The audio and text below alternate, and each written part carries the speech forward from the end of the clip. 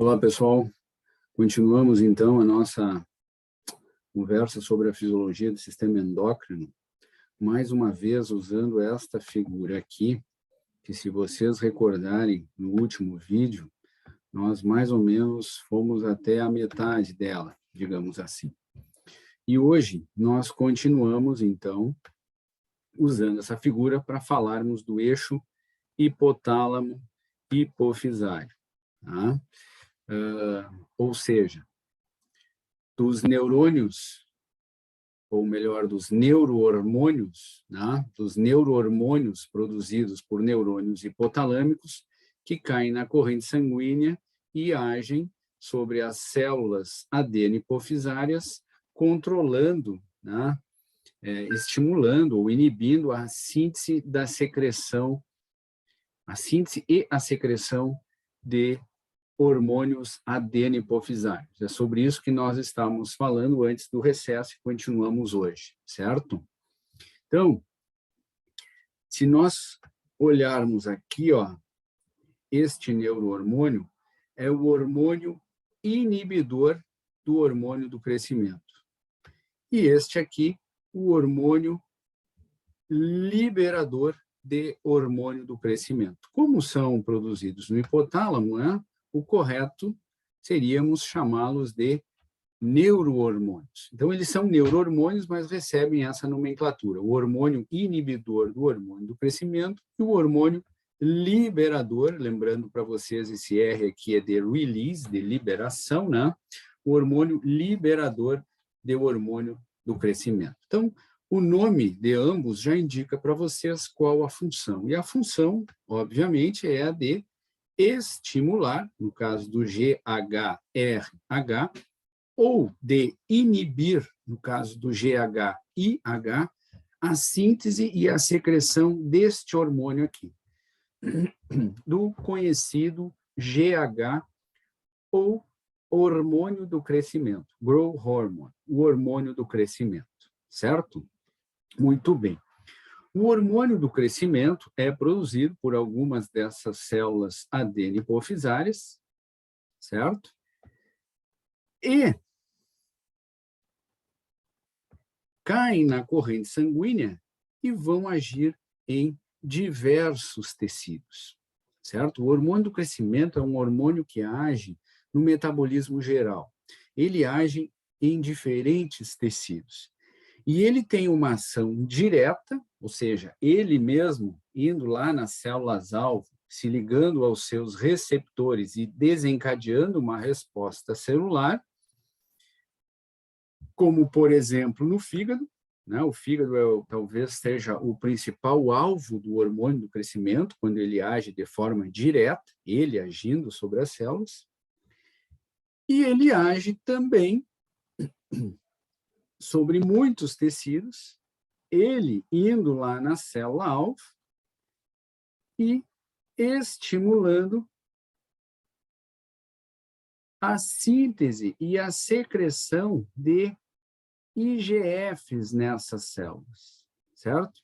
Então, esta é o que a gente chama de ação indireta. O hormônio do crescimento agindo sobre as células-alvo, sobre os tecidos-alvos, e desencadeando a síntese por estas células que sofreram a ação do hormônio do crescimento, das somatomedinas, também conhecidos como IGFs. E os IGFs, por sua vez, produzidos por estas células, é que vão estimular ou vão desencadear alguma ação dentro desta célula que produziu este IGF por estímulo do hormônio do crescimento, certo? Então, essa é uma forma de ação indireta, digamos assim, do hormônio do crescimento. Na maior parte dos tecidos, o que o hormônio do crescimento desencadeia é a produção dos IGFs, tá? Esses IGFs que eu escrevi ali, esta sigla representa fatores de crescimento semelhantes à insulina, tá? E eles são uma família, ou seja, tem IGF-1, IGF-2, IGF-3, IGF-4, IGF-5 e assim por diante.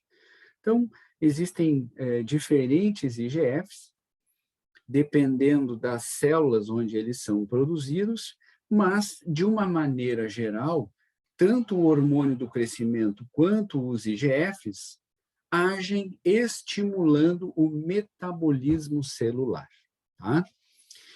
E o nome mesmo já indica, né, que ao estimular o metabolismo celular, no caso do hormônio do crescimento e dos IGFs, né, este hormônio do crescimento, na verdade, ele estimula o desenvolvimento de tecidos, né, tecido ósseo, as articulações, os músculos, enfim, de todos os órgãos do animal, que conforme o animal cresce, estes tecidos, estes órgãos também vão crescendo, esses componentes do corpo também vão crescendo, certo? E isso se dá muito pela ação do hormônio do crescimento e dos IGFs sobre o metabolismo celular. Mas o hormônio do crescimento, ele não age apenas sobre o crescimento do animal. Claro que, enquanto o animal está no seu período de desenvolvimento corporal, o hormônio do crescimento é muito importante, é fundamental, certo? Mas, mesmo após o animal atingir a sua fase adulta, em que ele não vai desenvolver mais o seu corpo, o hormônio do crescimento continua sendo produzido ao longo da vida do animal, e esse hormônio do crescimento, então, vai ter uma ação de manter, né, de estimular, assim como outros hormônios, o metabolismo das células, né? Mantendo as células funcionando, especialmente graças à produção de IGFs. Por exemplo, a gente sabe que existem IGFs envolvidos na maturação e na ovulação de folículos,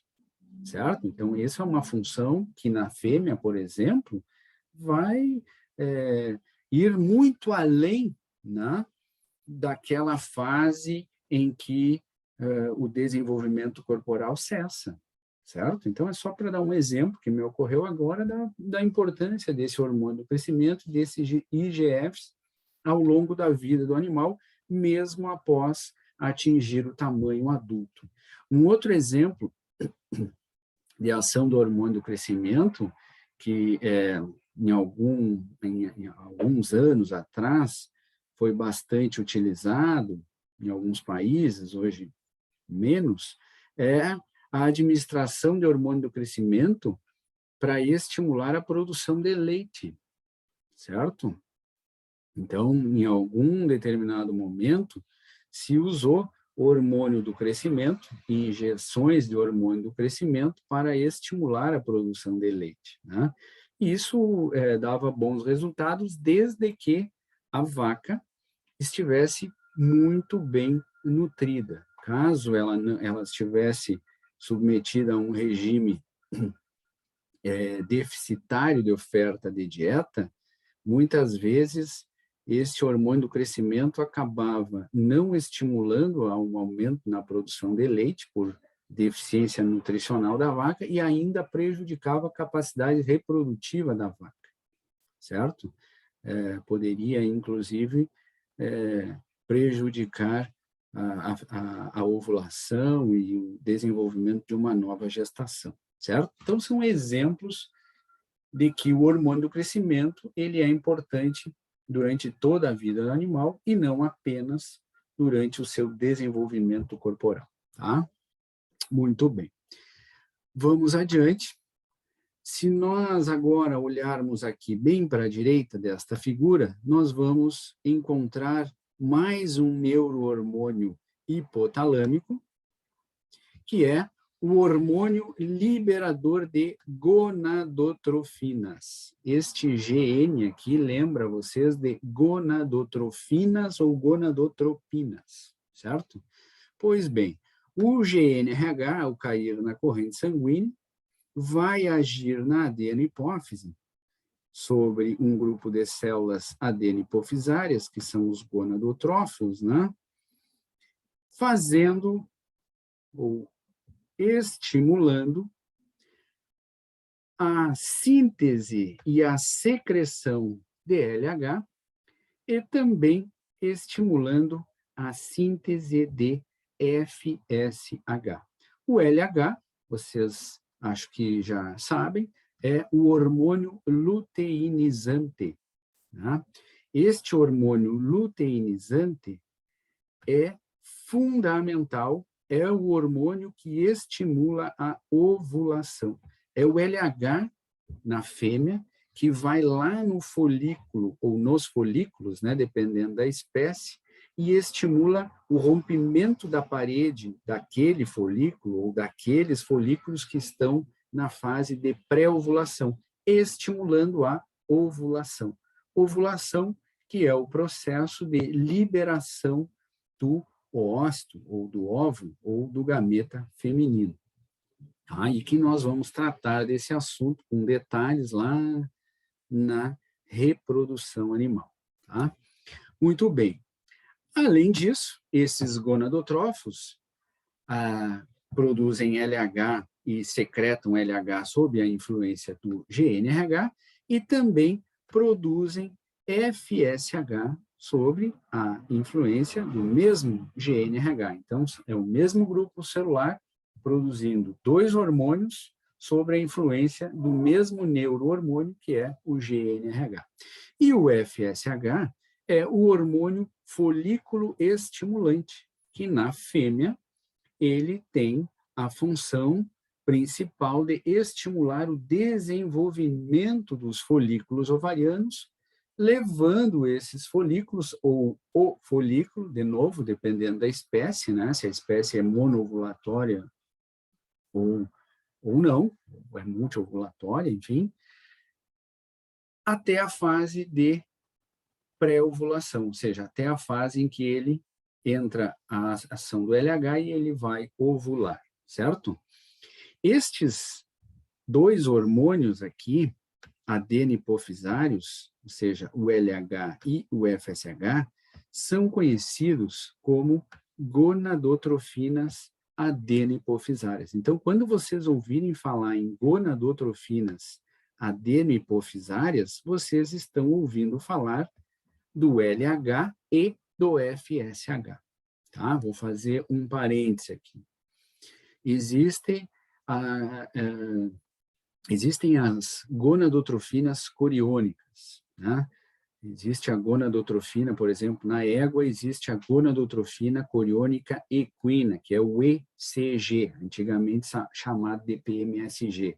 Hoje em dia, já há alguns anos, há vários anos, se chama de ECG, o E minúsculo, o C e o G maiúsculo. Essa gonadotrofina coriônica equina, ela é produzida lá na placenta.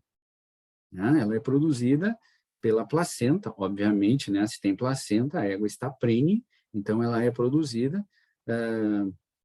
pela égua prenhe, na placenta, e tem a ação de, a gente vai ver isso lá na reprodução também, estimular a função de corpos lúteos, tá?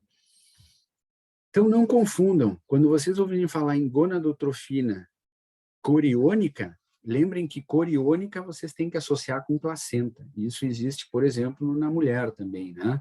A gonadotrofina coriônica humana, ou seja, o HCG, que, no caso humano, é o teste mais utilizado de laboratório para diagnóstico de gestação, né, precoce, é o HCG, né, o beta-HCG aqui. Então, mas isso a gente vai falar lá na reprodução. O que nos interessa agora são as gonadotrofinas adenohipofisárias, ou seja, o FSH e o LH. O LH, pessoal, ainda dentro do mesmo parênteses, ele não tem só a função de ovulação, ele tem outras funções também, e a gente vai falar delas na reprodução, tá?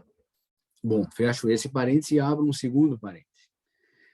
O GNRH, o FSH e o LH também estão presentes no macho, tá? E no macho, eles agem na espermatogênese, ou seja, na gênese dos espermatozoides, tá? Que nós também vamos falar com detalhes lá na reprodução animal, certo? Pois bem, então, tanto na fêmea quanto no macho, o LH e o FSH agem sobre as gônadas. Né? O que são gônadas? As gônadas do macho são os testículos, as gônadas da fêmea são os ovários. Então, o LH e o FSH agem nas gônadas. Tá? Já adiantei para vocês alguma coisa da função deles, tanto na fêmea quanto no macho, mas, repito, a gente vai voltar a falar com mais detalhe lá na reprodução animal. Tá? Tem só para a gente concluir esse assunto aqui, ó, no caso da fêmea, né, esses dois hormônios que aparecem aqui, ó, estrogênio e progesterona, e no caso do macho aparece o andrógeno aqui, tá? Vamos falar um pouquinho sobre eles. Então, no macho, por exemplo, o principal andrógeno, que é o que a gente mais se refere, é a testosterona, tá? Então, é importante a ação, especialmente do LH, na produção de testosterona no macho. Tá? São as células de Leydig, que vocês devem ter estudado na histologia, que sob a ação do LH vão produzir testosterona. Tá? E essa testosterona é um hormônio esteroide sexual. Né? Ele cai naquele grupo dos esteroides, porque ele é derivado da molécula do colesterol. Tá? E como ele é associado à reprodução, ele é um hormônio esteroide, então, associado à reprodução, hormônio esteroide sexual. Tá? Muito bem. Que além de estimular a espermatogênese, também vai estimular no macho as características sexuais secundárias, como, por exemplo, o desenvolvimento corporal maior, né? O crescimento de pelos em determinadas regiões, né? Por exemplo, no caso do touro, né? Aquele pelo crespo que cresce no frontal, né? Então, é graças à testosterona. Tá? Bom, a gente vai voltar a falar lá na reprodução. No caso do estrogênio, também conhecido como estrógeno, na verdade, o estrogênio ou estrógeno é um nome conjunto para 3 hormônios. Tá? E o que mais nos interessa na reprodução animal, desses 3, quais são os 3? Estrona, estriol e estradiol. O que mais nos interessa é o estradiol. Então, quando a gente usa o termo estrogênio ou estrógeno, né, a gente, na verdade, quando está se referindo a estes animais domésticos, né, a gente, na verdade, está falando em estradiol. Então, estradiol é o tipo de estrogênio ou estrógeno que mais nos interessa na reprodução animal, tá? Estradiol. E a progesterona, este é um hormônio. Bom, o estradiol, a maior parte do estradiol, pessoal, é produzido pelos folículos ovarianos em desenvolvimento. Então, a maior parte do estradiol que circula na corrente sanguínea da fêmea é produzido nos folículos ovarianos que estão se desenvolvendo. E daqui a pouco um dele, ou vários deles, dependendo da espécie, mais uma vez, ressalto isso, vai ovular, tá? E esse estradiol tem algumas funções na fêmea. Uma delas é a exteriorização do estro. Estro é o cio, né? Então, estro é o nome técnico para cio. E todos sabemos que a fêmea em cio, ela demonstra sinais de estro, sinais de cio. Ela exterioriza esse cio, né? Que num processo, num programa de inseminação artificial, é fundamental que a gente detecte estes sinais para que a gente possa inseminar, então, a fêmea, certo? E é graças aos níveis circulantes no sangue, né, obviamente, elevados, é que a fêmea exterioriza o estro, ou seja, demonstra sinais de cio. Tá? A progesterona, por sua vez, também é produzida no ovário, lá no corpo lúteo, né? E a principal função da progesterona é manter a gestação. Tá? A progesterona é vital para a manutenção da gestação na fêmea. Tá? Algumas espécies necessitam, são dependentes da progesterona produzida no corpo lúteo, mas a maior parte da progesterona, num determinado momento da gestação, nas diferentes espécies, passa a ser produzida pela placenta, tá? A gente vai falar disso também na reprodução, tá? Então, saibam que tanto os estrogênios, né, os estrógenos, a progesterona, quanto os andrógenos, que eu citei, a testosterona, são hormônios esteroides, são hormônios derivados da molécula do colesterol, tá? Um outro hormônio esteroide que aparece aqui é o cortisol. Tá? O cortisol também é um hormônio esteroide, derivado da molécula de colesterol. Os hormônios da tireoide, por sua vez, são hormônios aminas, certo? Esta dopamina aqui também é uma catecolamina, né, um hormônio amina. Tá? Os demais cairiam no grupo dos hormônios proteicos, ou peptídicos, ou glicoproteicos, tá? Que estão todos no mesmo grupo, conforme nós falamos lá na classificação, aquela que nós fizemos de acordo com a estrutura química dos hormônios. Certo, pessoal? Ficamos por aqui hoje. Tá? Continuamos no próximo vídeo, já não falando mais do eixo hipotálamo-hipófise. Bom, detalhe, aqui por último, então, nós falamos no eixo hipotálamo, hipófise, gonadal. Tá? Fundamental, este eixo hipotálamo, hipófise, gonadal é indispensável no entendimento da reprodução animal. Tá?